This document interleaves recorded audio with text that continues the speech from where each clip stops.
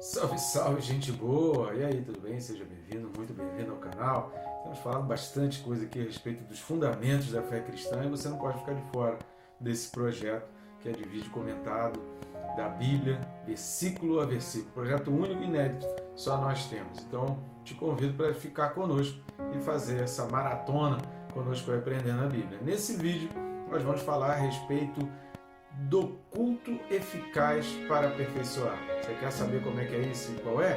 Então vem comigo até o final. Vamos junto?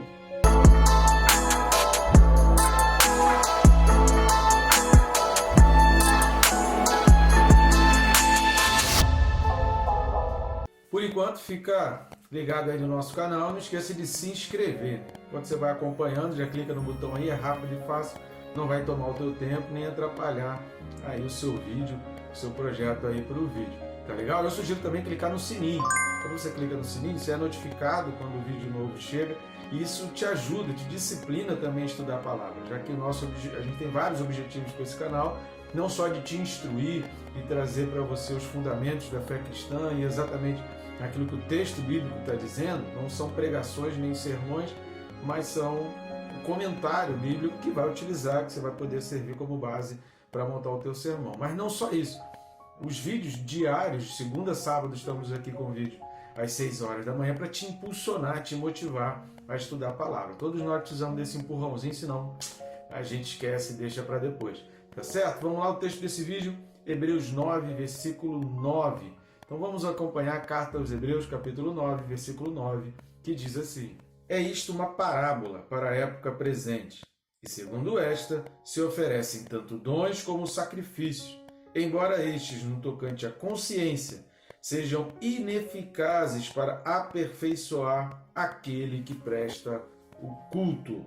Então, aquele que presta culto é o objetivo sempre desse aperfeiçoamento. E a gente vai entender um pouco mais nesse vídeo falando a respeito desse culto que realmente aperfeiçoa. A gente precisa entender isso. A Bíblia traz muito sobre isso. Por isso é importante esse vídeo, o próximo vídeo, eles são fundamentais. Você não pode assistir esses vídeos sem compartilhar, sem enviar para alguém, porque são vídeos extremamente esclarecedores. A gente tem vídeos aí na Carta aos Hebreus falando sobre dízimos, explicando sobre a questão do sacerdócio, do tabernáculo, os itens do tabernáculo. Então tem um material aí, querido, que vale por um seminário.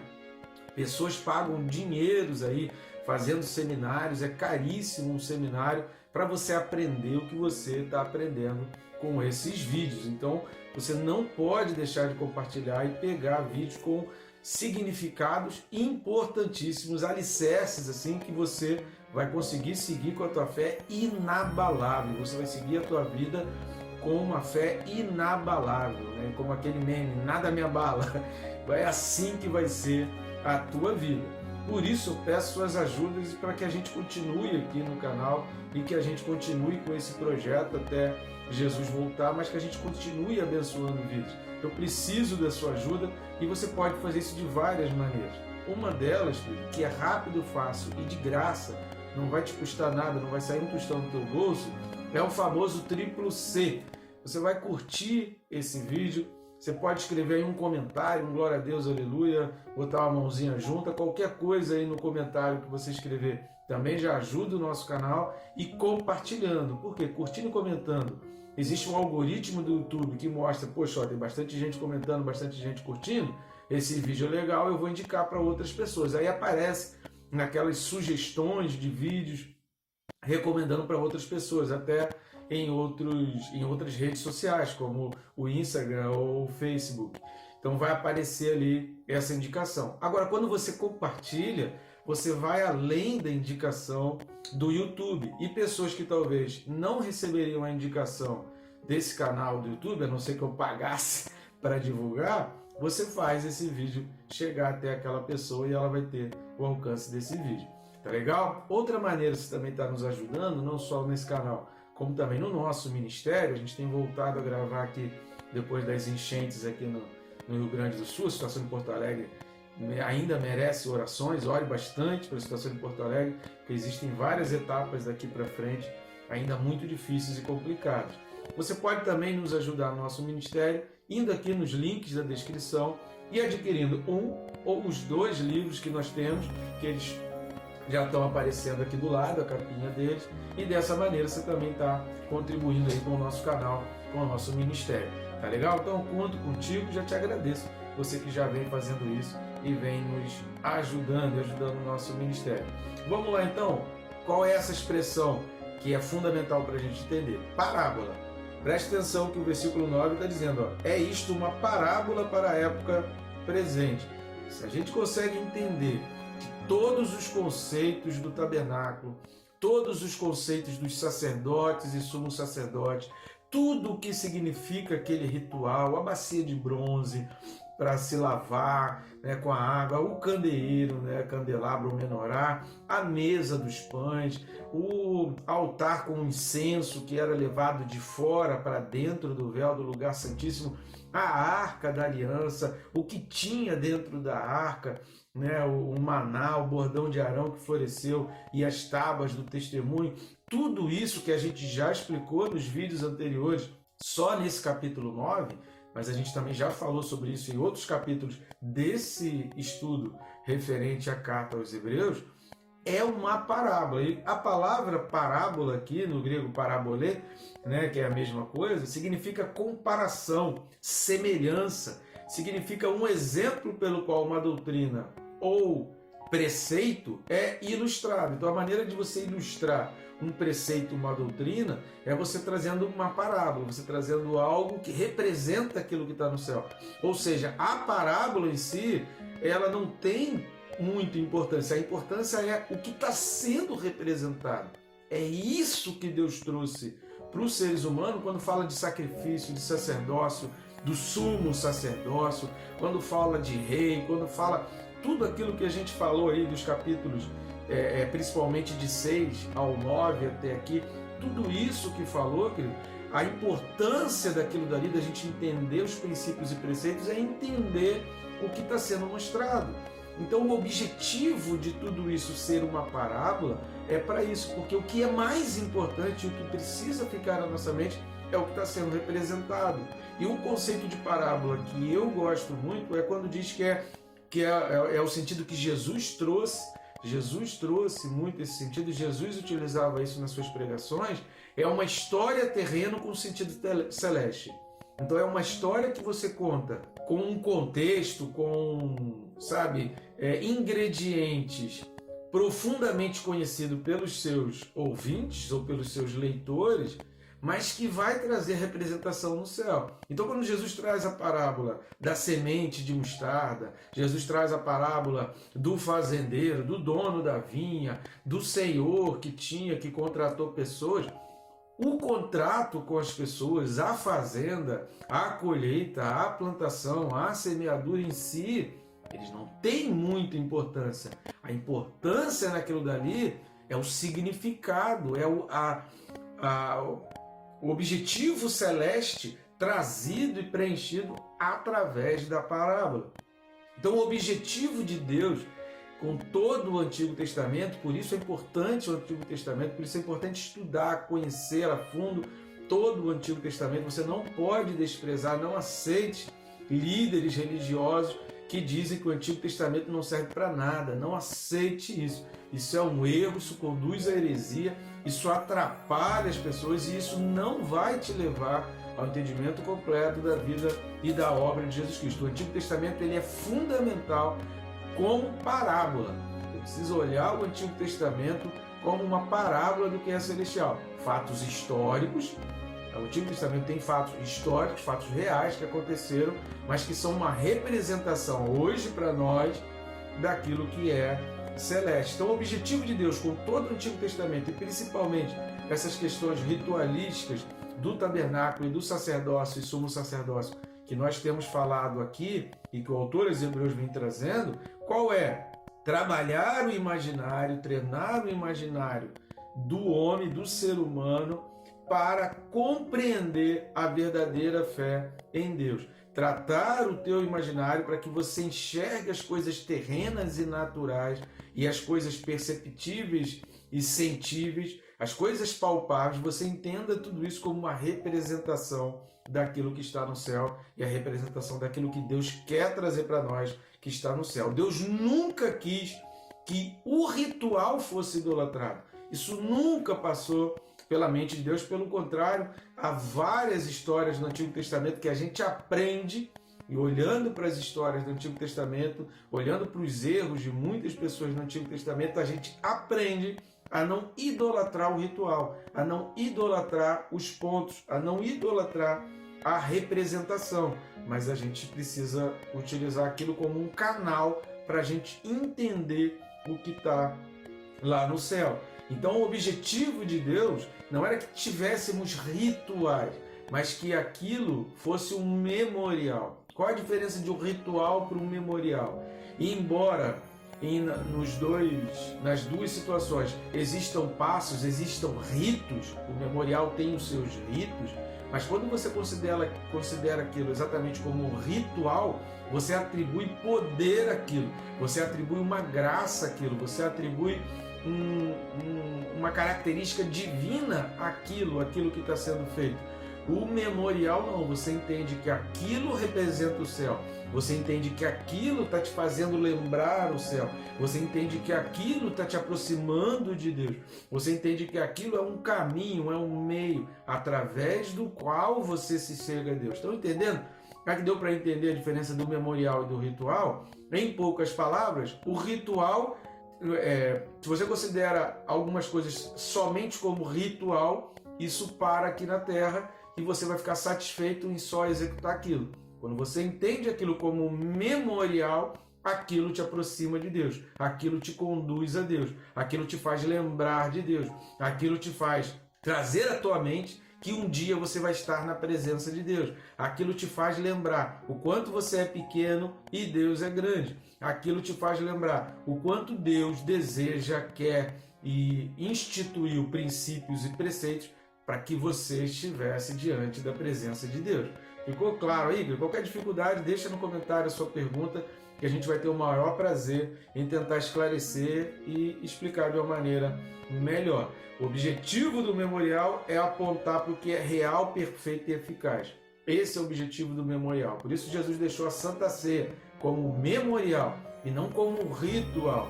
O memorial tem os seus ritos, o memorial repete coisas, o memorial repete atos, mas aponta para o céu. O céu é que deve estar em mente, não o executar o ritual. Já fiz o ritual, já cumpri, acabou, então agora já cumpri com a minha obrigação. Não, é o entender e aquilo me aproximar de Deus, eu parar, orar, pedir perdão, sabe? Me relacionar com Deus. Isso é diferente quando você considera aquilo como um memorial e não somente um ritual. Por isso, o autor dos Hebreus vai dizer que tudo isso era parábola. Outra coisa que a gente precisa esclarecer, que é importante, às vezes parece um pouco óbvio, muita gente já entendeu de cara quando leu esse versículo, mas para muitas pessoas, falar essas palavras parece que está falando outra coisa. Dons e sacrifício.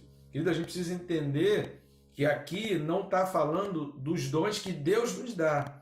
Tá? Então aqui não é no sentido dos dons do Espírito Santo. Aqui não está falando de dons do Espírito Santo.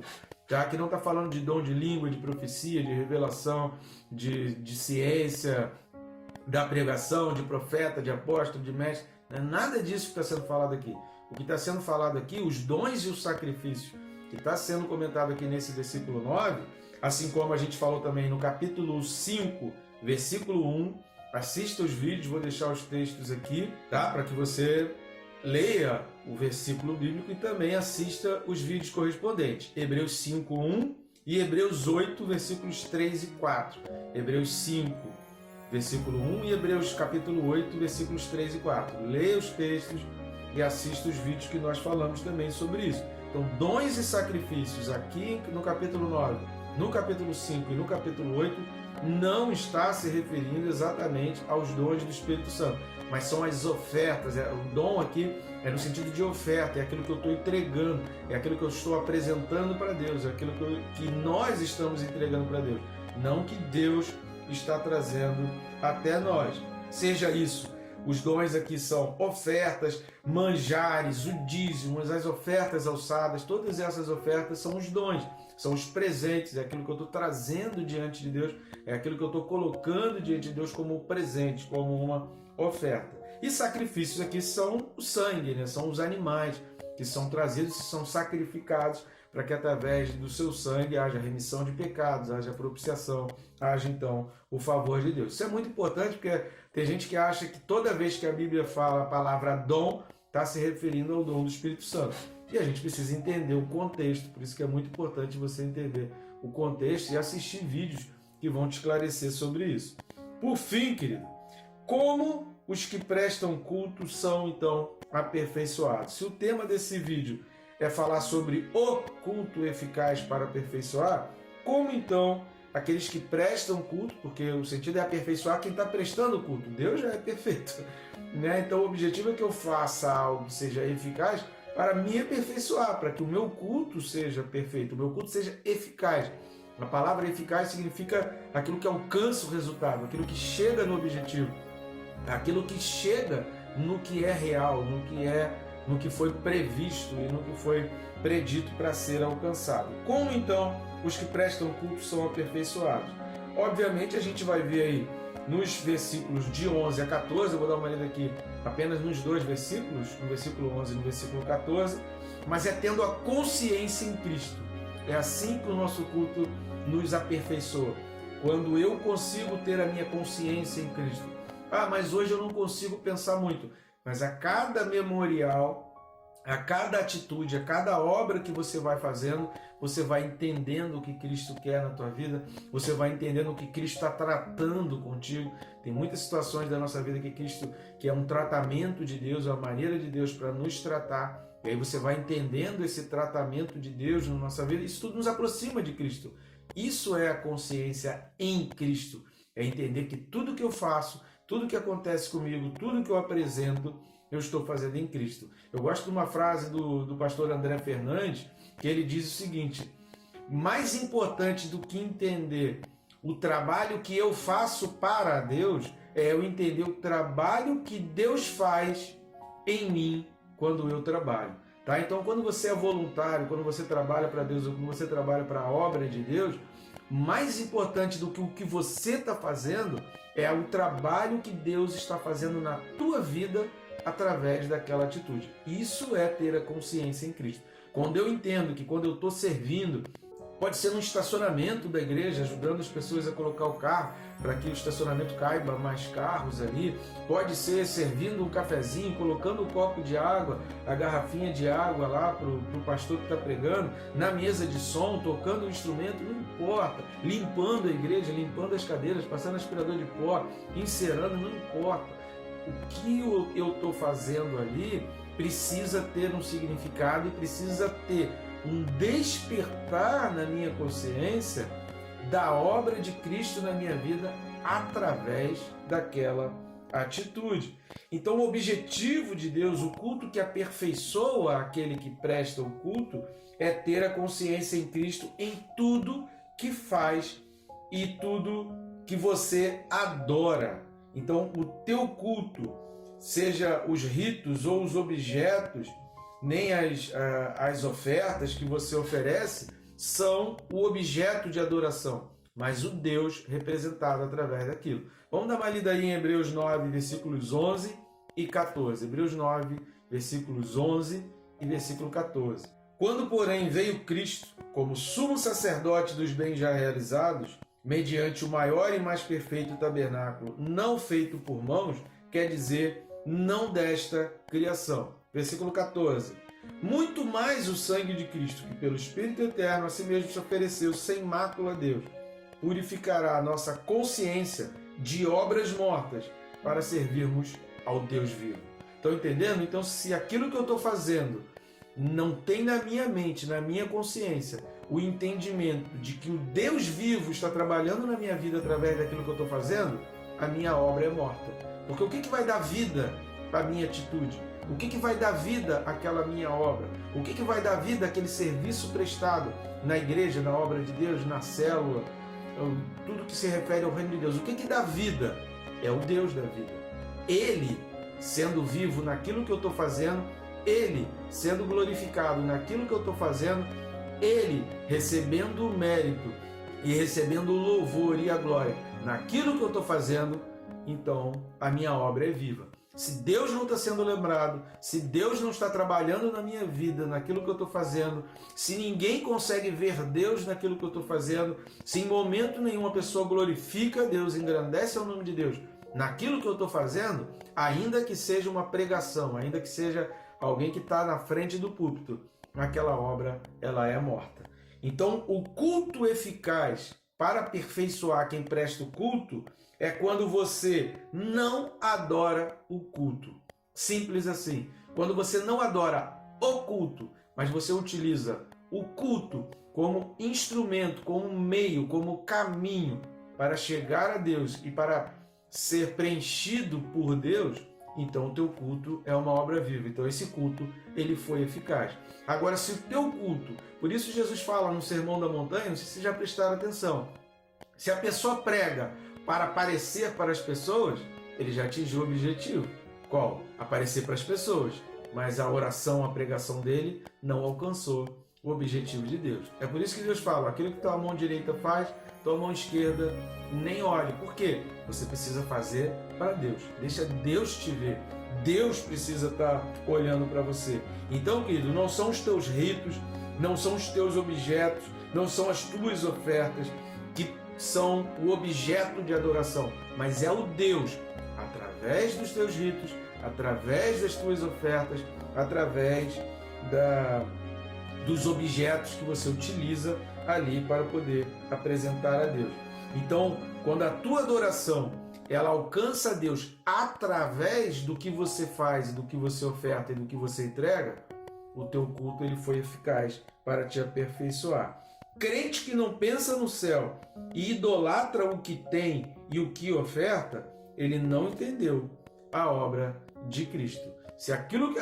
Cara, como tem gente que dá o dízimo, dá uma oferta, cara, mas aquilo para ele tem que fazer questão que falou, e ele fala várias vezes que ele entregou, e ele fala principalmente se o valor for alto, não, mas porque eu dei, mas porque eu ofertei, porque aquele terreno só foi possível porque eu fiz uma oferta gigantesca, ou seja, a oferta dele se tornou o ídolo, a oferta é o Deus dele, ele está quase pedindo de volta, sabe? A pessoa está quase pedindo de volta, pô, me dá aí de volta, eu quero de volta, me arrependi de ter entregue. Ele está quase que dizendo isso para Deus. Então, se você não entende que você está entregando para um Deus vivo, para um Deus que é capaz de te suprir, para um Deus que é capaz de te dar muito mais, infinitamente mais do que aquilo que você está entregando, se você não entende que aquilo dali é um meio pelo qual Deus está trabalhando na tua vida, a disciplina, o desapego material, o entendimento de que a obra, o reino de Deus é maior do que a tua vida, do que os teus bens, se você não consegue ter essa compreensão, então o teu culto ele é ineficaz. Então o teu culto ele não atingiu o objetivo que Deus quer. Então o teu culto, você está prestando ali o culto, ele não vai aperfeiçoar a tua vida. O que é aperfeiçoar? Te desenvolver espiritualmente, te aproximar mais de Deus, te trazer um nível de aproximação espiritual com Deus que Deus deseja. É aquilo que Ezequiel vai falar sobre entrar na água, a água está nos artérios, a água está batendo no lombo, mas ele realmente entende que a presença de Deus só está na vida dele quando os pés dele já não tocam mais o chão, quando ele está completamente entregue nas mãos de Deus, quando ele já perde o domínio, enquanto ele está pisando no chão, a água está subindo, mas ele tem um domínio de onde ele está, isso não aperfeiçoa, isso não é o culto eficaz. O culto eficaz é quando você entende que você está nas mãos de Deus, que Deus tem o domínio sobre a tua vida. Tá bom, gente boa? Não perca o próximo vídeo, porque é muito importante, que vai complementar esse sentido. Como a gente sempre diz, a Bíblia explica a própria Bíblia. Nunca considere um único versículo para você tirar todo o entendimento a respeito da obra de Deus na tua vida. Tá bom, gente boa? Que Deus te abençoe rica e abundantemente.